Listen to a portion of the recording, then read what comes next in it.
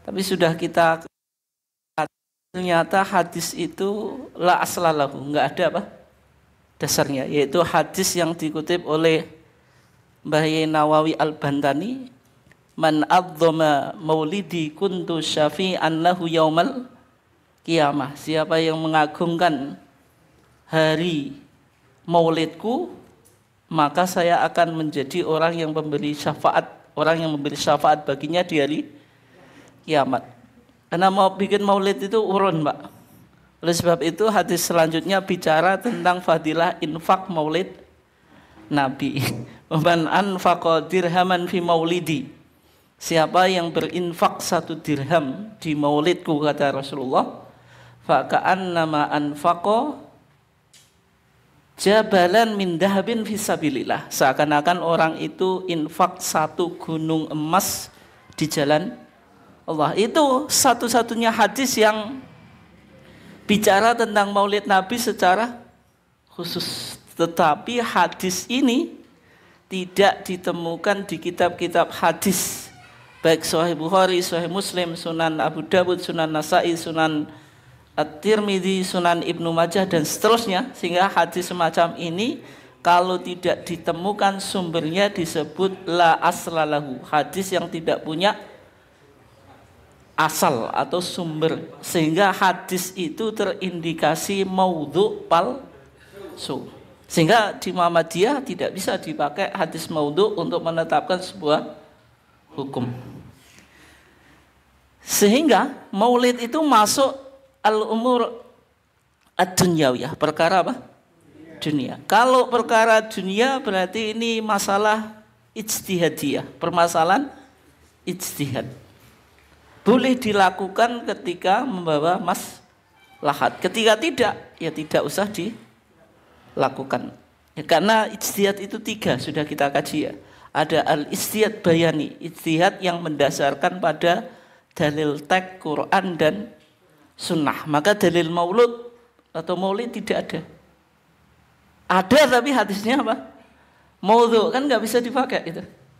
Sehingga pindah ad-dalil al-qiyasi. Dalil apa? Dalil qiyas atau ijtihad qiyasi. Salah satu dalilnya yang sudah kita bahas, dalil tentang Abu Lahab. Abu Lahab itu. Tapi dalil Abu Lahab pun itu juga sudah kita jawab, itu bertentangan dengan zahir ayat Al-Quran. Kalau orang kafir itu amalannya sia-sia nanti di akhirat. Wa qadimna ila ma amilu min amalin faja'alnahu haba'an manthura. Ulaika alladzina kafaru bi ayati rabbihim wa liqa'ihi, terus apa Pak? Fahabitat a'maluhum. Orang-orang kafir itu akan apa? Sia-sia apa? Amalnya. Sehingga kalau Abu Lahab yang kafir itu menikmati barokahnya maulid Nabi sebelum orang-orang yang merayakan maulid. Orang-orang yang merayakan maulid kan belum dapat barokahnya, Pak. Sudah atau belum? Belum. Kan tadi janjinya kuntu syafi'an lahu yaumal qiyamah. Kiamat kan belum gitu. Tapi Abu Lahab sudah dapat barokah, yaitu dengan mendapatkan takhfif dari siksa. Tapi itu berlawanan dengan zahir ayat Al-Quran, sehingga tidak bisa kita terima. Nanti kita bahas lagi, ada dalil qiyas yang lain, yaitu dalil puasa Senin dan juga puasa Asyura. Kok puasa Senin itu? Apa hubungannya puasa Senin itu? Puasa Asyura.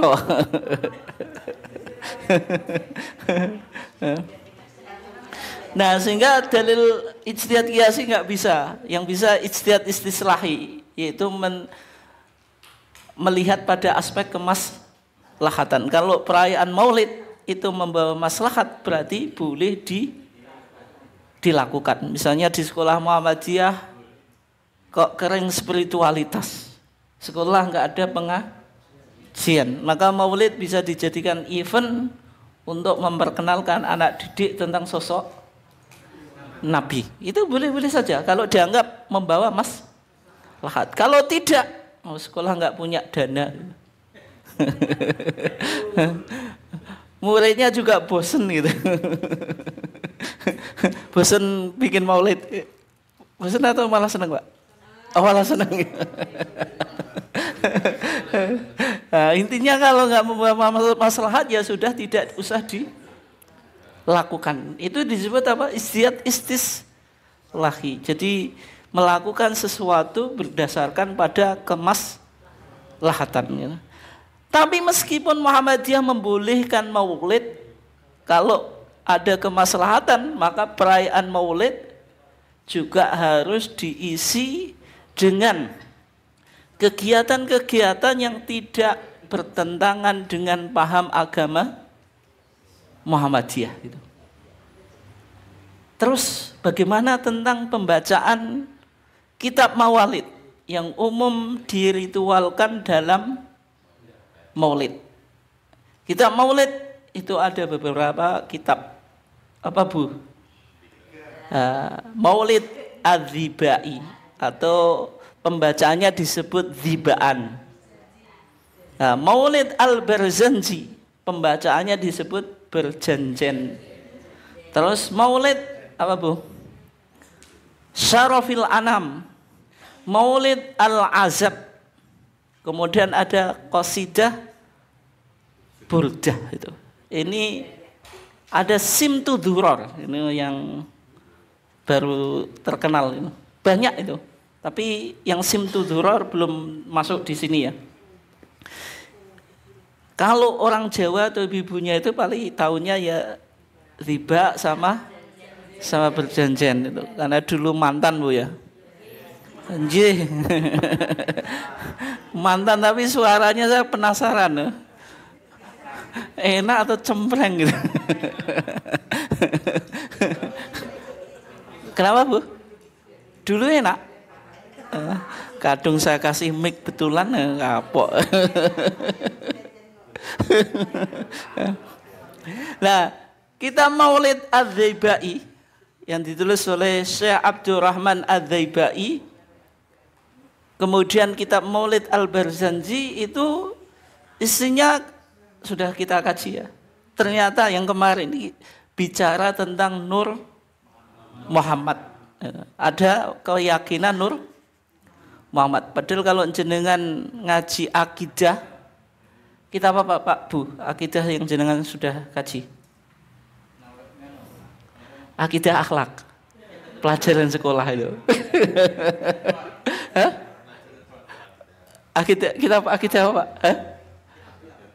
Akidatul awam. Awam tapi isinya luar biasa, Pak. Orang Muhammadiyah juga enggak hafal.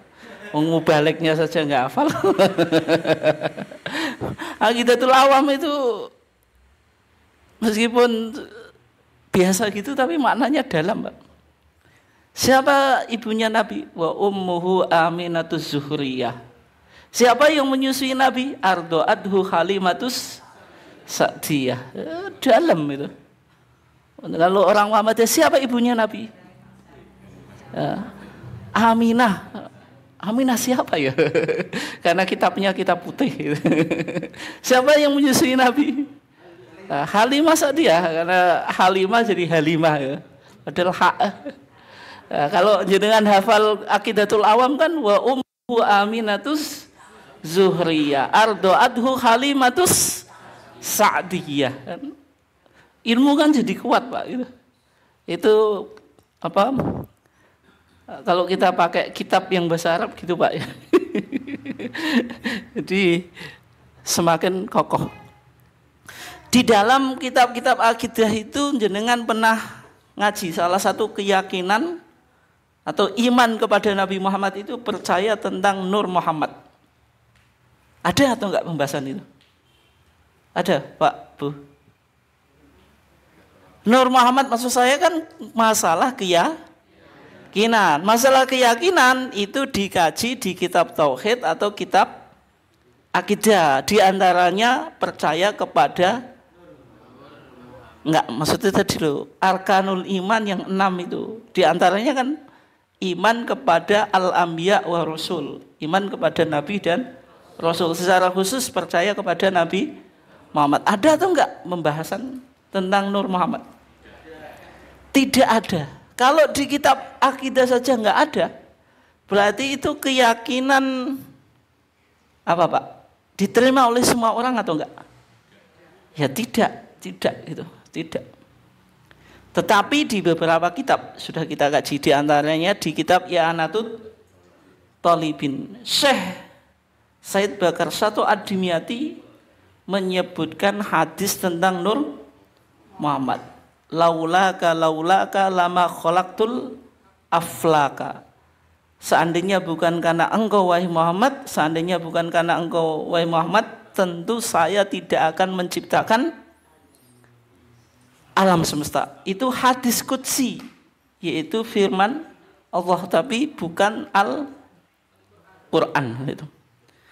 Hadis itu bagaimana? Disebutkan oleh Syekh Abu Bakar Satu Ad-Dimyati di kitab I'anatut Thalibin yang umum dirujuk oleh Islam tradisional atau mayoritas umat Islam di Indonesia. I'anatut Thalibin itu kitab yang cukup otoritatif bagi mereka, Pak. Ternyata pengarangnya percaya pada Nur Muhammad dan memiliki kesimpulan, sudah kita kaji ya. Nabi Muhammad itu al-wasithah al-udma likulli ni'matin lana. Setiap kenikmatan kita itu berkat Nabi Muhammad. Jenengan bisa hidup di dunia itu kalau nggak ada Nur Muhammad tidak tercipta. Jenengan menikmati apapun kenikmatan dunia itu berkat Nabi Muhammad, karena kita tercipta itu sebab Nur Muhammad. Ya kan, pemahamannya semacam itu, Pak. Tapi hadis itu ternyata ketika kita cek di beberapa kitab, di antaranya kitab yang ditulis oleh Al-Imam Asy-Syaukani, seorang ulama dari Yaman yang banyak dirujuk oleh ulama-ulama tarjih, menulis kitab namanya Al-Fawaid Al-Majmu'ah fil Ahadits Al-Mawdu'ah. Kumpulan-kumpulan hadis maudhu' palsu. Ketika mengomentari hadis Nur Muhammad, laulaka ma lamma khalaqtul aflaka qala as-Saghani maudhu'. Berkata ahli hadis namanya as-Saghani. Pernah dengar Pak as-Saghani? Enggak, barusan itu kok. Maudhu' hadisnya apa? Palsu. Sehingga hadis tentang Nur Muhammad itu palsu. Tapi Nur Muhammad itu dikuatkan oleh kitab-kitab mawalid, termasuk Dhiba, termasuk Barzanji. Ini di Al-Barzanji, Pak Bu. Doanya. Ini saya kutipkan supaya jenengan lebih paham apa yang disebut Nur Muhammad. Ini tawasul. Kalau Muhammadiyah tawasul kepada Nabi boleh atau enggak?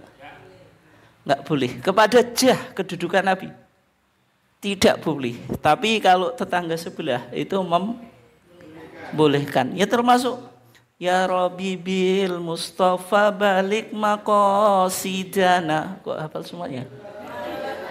Itu tawasul juga. Ya Rabbi wahai Tuhanku bil Mustafa, sebab Mustafa. Siapa? Nabi Muhammad.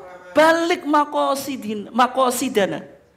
Engkau kabulkanlah harapan-harapanku. Mintanya kepada Allah tapi lewat Nabi Muhammad. Dilakukan enak atau enggak?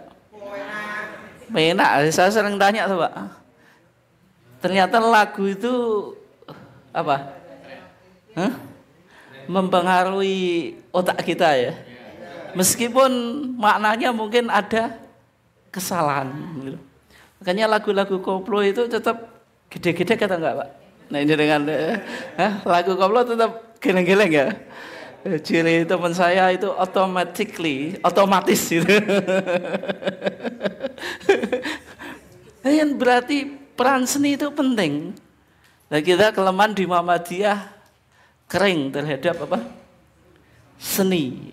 Sehingga paham-paham Muhammadiyah yang baik ini susah untuk diterima. Ngaji tarjih, ngaji melangit. Sampai pimpinan saja juga bingung, Pak. Mubaraknya juga apa? Bingung. Karena ngaji tarjih itu ngaji apa? Ngaji langit, nggak membumi, susah untuk dipahami. Nah, di sini ya tawasulnya. Wa natawassalu ilaika bisyarafi dzat al-Muhammadiyah wa natawassalu, dan kita bertawasul. Maksudnya pengarang kitab Al-Barzanji, ilaika kepada engkau ya Allah, bisyarafi dzat al-Muhammadiyah, dengan kemuliaan dzat Muhammadiyah, yaitu Nur Muhammad. Terus dijelaskan siapa dzat al-Muhammadiyah itu. Wa man huwa akhirul anbiya bi suratihi wa awwaluhum bi maknahu. Dia adalah orang yang merupakan akhirul anbiya, akhir para nabi, atau bahasa yang lain apa Pak? Khotamul anbiya wal mursalin. Bi suratihi, secara jasadnya. Nabi Muhammad itu kan nabi yang tercipta paling akhir di antara nabi-nabi yang ada. Karena beliau kan khotamul anbiya wal mursalin, oleh sebab itu setelah Nabi Muhammad yang enggak ada nabi. Kata Nabi, la nabiyya ba'di, enggak ada nabi setelahku. Meskipun Ahmadiyah, Pak, siapa itu? Sebuah kelompok yang didirikan oleh Mirza Ghulam Ahmad. Itu mengakui bahwasanya Mirza Ghulam Ahmad itu nabi kan gitu. Tapi itu dulu di Muhammadiyah itu pernah kemasukan Ahmadiyah, karena Ahmadiyah itu kan berpikirnya modernis juga. Referensinya banyak bahasa Inggris. Tokoh-tokoh Muhammadiyah dulu banyak yang pendidikan barat, sehingga 1924-an ketika Ahmadiyah masuk ke Indonesia, 2224 gitu. Itu banyak tokoh Muhammadiyah yang tertarik ke Ahmadiyah. Di antaranya itu Raden Sugito. Itu dulu majelis Dikdasmen, Pak, kalau sekarang. Lulusan Belanda Sugito itu. Raden Ngabai Sugito. Beliau masuk ke Muhammadiyah. Ke Ahmadiyah. Setelah Muhammadiyah mengatakan anggotanya yang masuk Ahmadiyah itu harus pilih mau ikut Muhammadiyah atau pilih Ahmadiyah itu. Raden Ngabai Sugito itu Ngabai. Itu lulusan Belanda. Itu dulu orang Muhammadiyah itu, tapi masuk Ahmadiyah. Sehingga di HPT kita, Pak Bu, ada kitab Masail Syatta, di antaranya yang dibicarakan apa? Hukmu man amana binubuwati akhadin ba'da nabiyina Muhammad sallallahu alaihi wasallam. Hukum orang yang beriman kepada kenabian seseorang setelah kenabian Nabi Muhammad. Kesimpulannya apa? Kesimpulannya orang tersebut kafir. Kenapa kok kafir? Karena secara nas Nabi itu kan khotamul anbiya wal mursalin. Dalam hadisnya Nabi mengatakan la nabiyya ba'di. Berarti orang yang beriman kepada kenabian seseorang setelah Nabi Muhammad ya kafir gitu. Itu ya. Dan sehingga Nur Muhammad di sini dikatakan wa man huwa akhirul anbiya bi suratihi. Berarti Nabi Muhammad lahir paling terakhir dari nabi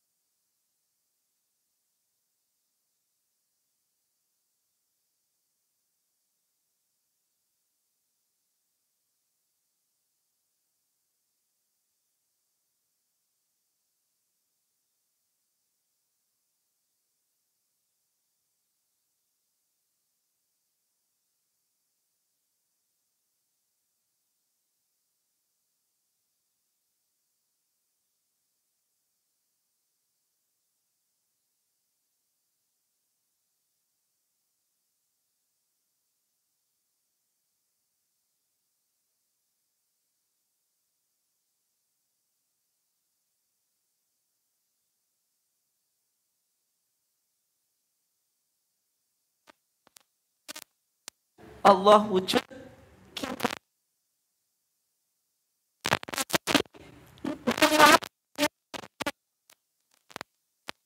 wal awaliyah. Gimana Pak itu maksudnya? Kok nyanyi apa kalau gitu? Hah? Kan sama tuh, Allah sebenarnya kita atau awal. Nur Muhammad bitaqaddum wal awaliyah. Itu maksudnya gimana? Sama orang yang percaya pada Nur Muhammad, Pak. Ini mana Pak Pur? Kan nanti ada Kristen enggak, saksi Yehova. Pernah dengar saksi Yehova atau enggak? Saman enggak usah dengar saja.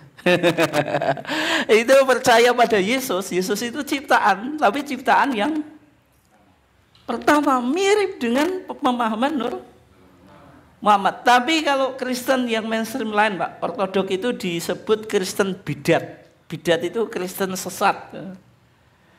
Dia yang model jamak, model penginjilannya, Pak, itu kayak jamaah tablet. Jangan tahu jamaah tablet. Dia dakwahnya mendekati semua orang, Pak. Ya kan gitu. Diajak ke masjid. Saksi Yehova itu bawa Injil ya, bagi-bagi Injil. Pokoknya orang itu didekati, dikenakan, yang penting hatinya kena itu. Model dakwahnya kalau kita di Islam ada jamaah tablet itu Pak, yang sebutan kasarnya jamaah kompor. Kenapa kompor? Karena kemana-mana Pak. Biasanya di masjid-masjid itu. Tapi masjid ketika dimasuki jamaah tabligh itu menjadi bersih Pak. Semua kamar mandi diresik Pak.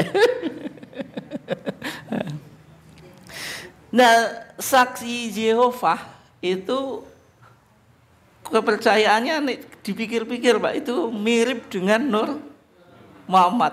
Maksudnya Yesus itu diciptakan, tapi ciptaan pertama, bukan tidak diciptakan. Kalau Kristen mainstream, ini nggak apa-apa ya, saya bawa ke Kristen, pokoknya jenengan kemana-mana ya ngajinya. Di apa? Itu di syahadat Kristen, Pak. Iya, namanya enggak, Pak. Itu hasil konsili Nicea. Iman Kristen atau syahadat Kristen. Hasil konsili Nicea tahun 325. Nicea itu mana, Pak? Di Turki gitu. Itu yang merumuskan apa, Pak? Syahadatnya orang Kristen. Yesus itu dikatakan apa? Yesus itu maulud, Yesus itu maulud tapi ghairu makhluk. Yesus itu dilahirkan dari Tuhan Bapa. Tapi ghairu makhluk, tidak diciptakan. Jenengan coba menganalisa bahasa ini, Pak. Yesus itu diciptakan, Yesus itu dilahirkan, mohon maaf, tapi tidak diciptakan. Paham atau enggak jenengan? Ada sesuatu dilahirkan tapi tidak diciptakan. Paham atau enggak? Enggak bisa dipahami itu. Setiap yang dilahirkan pasti diciptakan. Enggak ada sesuatu dilahirkan kok tidak diciptakan. Gimana, Pak? Pembodohan.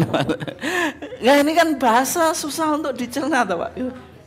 Bagaimana Yesus itu maulud, diciptakan minal ab dari Tuhan Bapa, tapi ghairu makhluk, tidak dilahirkan, mohon maaf, tapi tidak diciptakan. Kan susah untuk dipahami. Itu kalau Kristen mainstream ya. Maksudnya Ortodok, kemudian Protestan, kemudian Katolik. Tapi kalau saksi Yehova itu Yesus itu diciptakan tapi ciptaan yang pertama. Ciptaan yang lain itu tercipta berkat Yesus. Kan ada kemiripan, Pak. Nur Muhammad itu juga semacam itu. Nur Muhammad itu ciptaan yang pertama. Ciptaan yang pertama. Yang semua ciptaan yang lain muncul berkat Nur Muhammad. Tapi Nur Muhammad itu juga dilahirkan lewat siapa? Aminah. Yesus ciptaan pertama juga turun di bumi. Dilahirkan oleh siapa? Maryam. Kan hampir mirip tuh.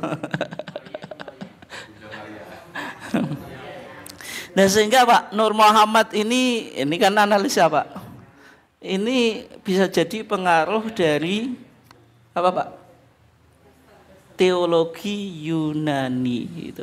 Sebagaimana Kristen juga dipengaruhi oleh teologi Yunani itu. Kemungkinan kita nggak tahu ya, maksudnya ada kemiripan. Tapi model-model pemahaman semacam ini biasanya diadopsi dalam tradisi tasawuf atau tasawuf yang cenderung falsafi, menggunakan pendekatan apa? Filsafat itu. Hampir semua thariqah tasawuf Pak percaya pada Nur Muhammad itu. Nur apa Pak? Nur buat itu Pak.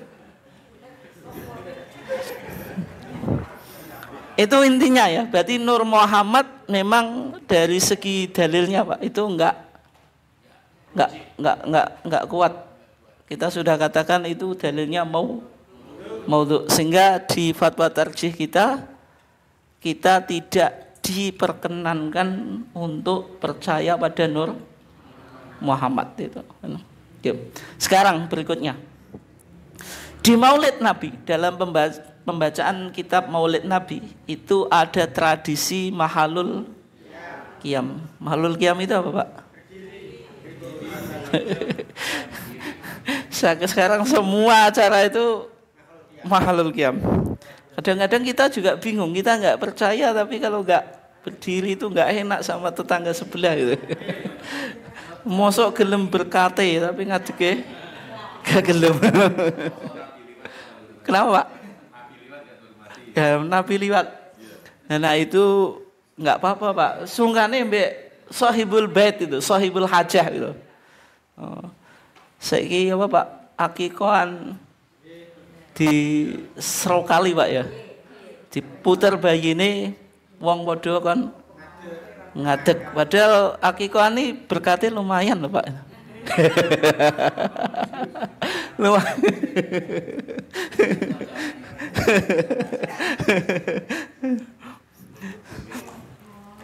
Jadi pembacaan kitab Mawalid itu enggak lepas dari Mahalul Qiyam. Di kitab Mawalid itu disebutkan Mahalul Qiyam. Ini yang menyebutkannya. Yang pertama Maulid Al-Barzanji. Di sana penjelasannya dengan Mahalul Qiyam itu. Wa hadza wa qad istahsana al-qiyam inda dzikri maulidihi syarif a'immatun dawu riwayatin wa rawiyah.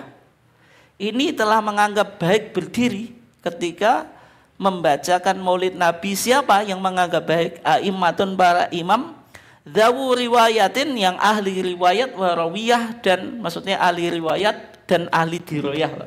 Maksudnya ulama yang ahli ilmu nas dan ilmu akal. Kan seolah-olah semua ulama. Iya atau enggak? Tidak dijelaskan siapa ulama ini. Karena para ulama menganggap baik, fatuba, maka beruntunglah liman kana ta'dhimuhu sallallahu alaihi wasallam ghayata maramihi wa marmah. Maka beruntunglah orang yang mengagungkan Nabi Muhammad sehingga ada mahalul qiyam. Dalilnya apa? Istihsan, sesuatu yang dianggap baik. Itu namanya apa? Istihsan. Siapa yang menganggap baik? Para ulama atau para imam.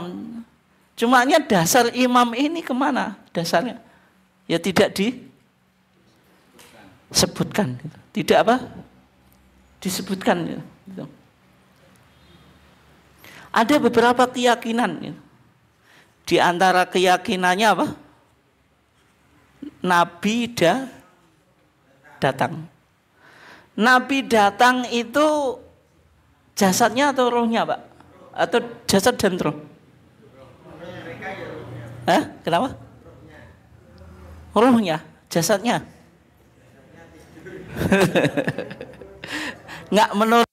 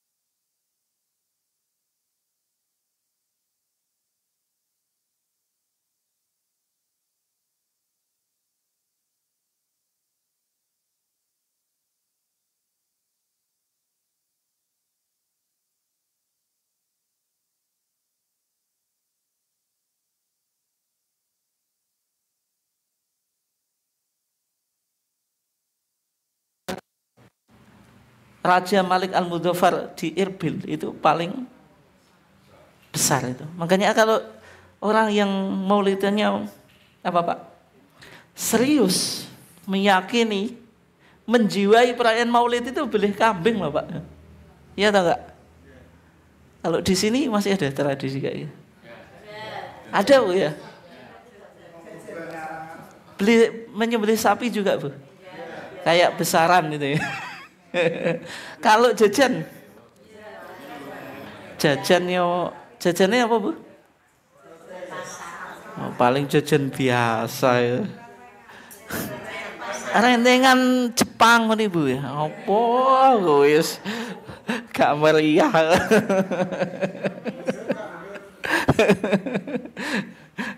Besar kalau di beberapa tempat itu sampai beleh sapi atau kambing gitu. Itu ya.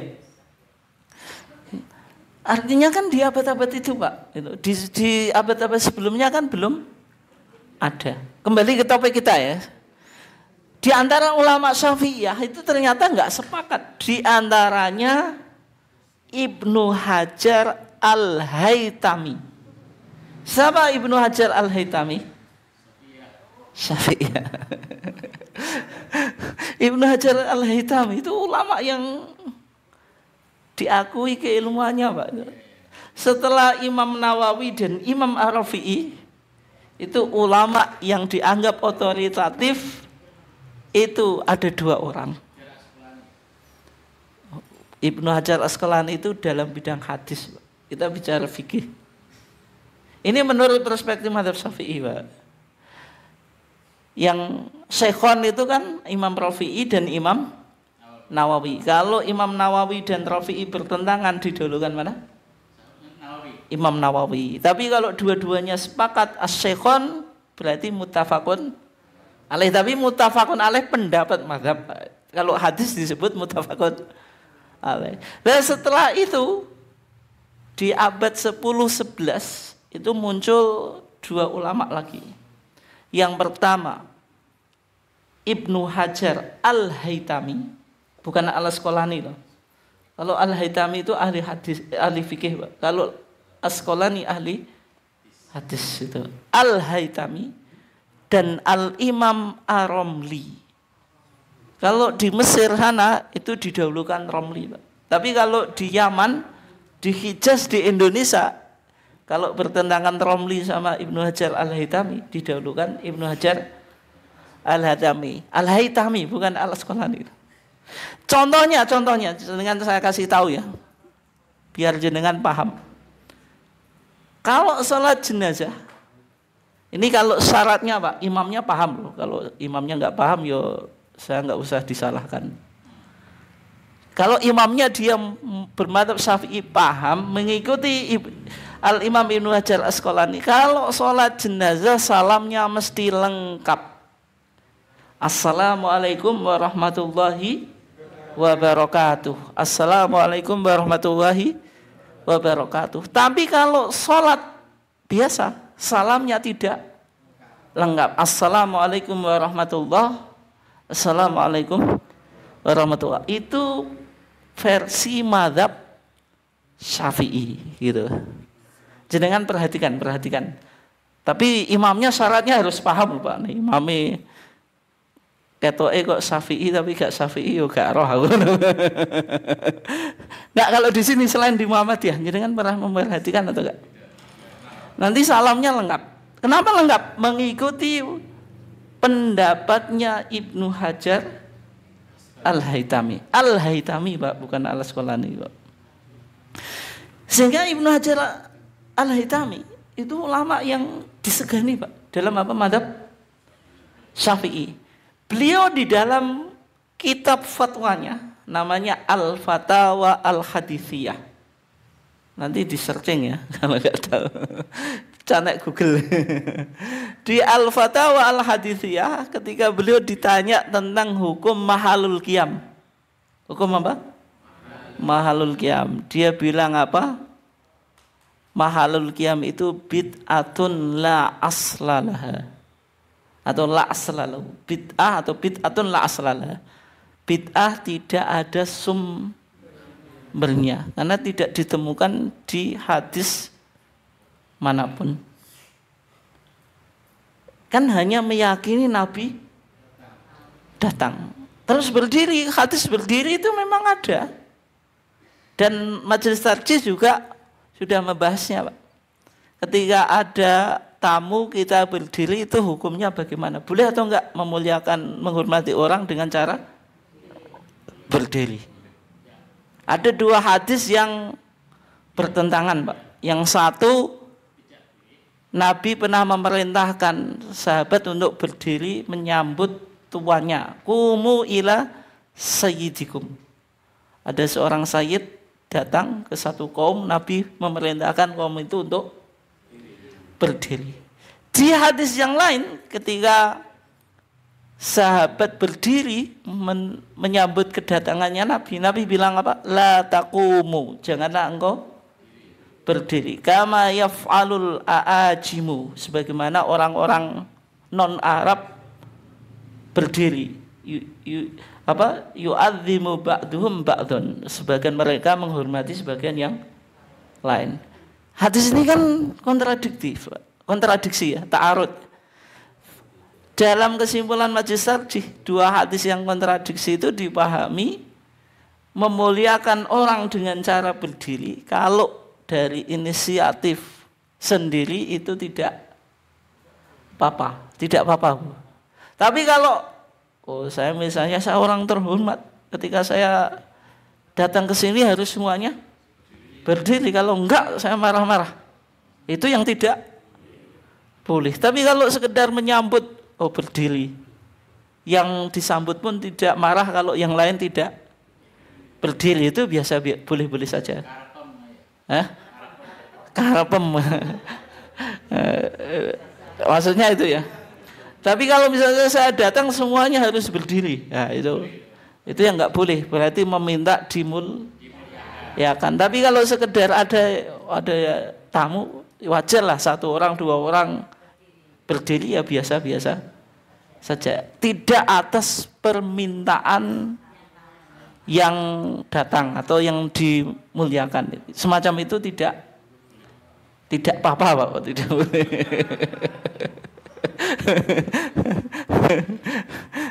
Hadis-hadis itu benar, Pak. Kalau Nabi misalnya datang, kita ya kan juga hormati. Cumanya yang menjadi pertanyaan, dalil apa yang menunjukkan ketika maulid Nabi dibacakan Nabi datang? Kan butuh dalil, Pak. Itu kan tidak ada dalilnya. Nabi kan sudah meninggal kan.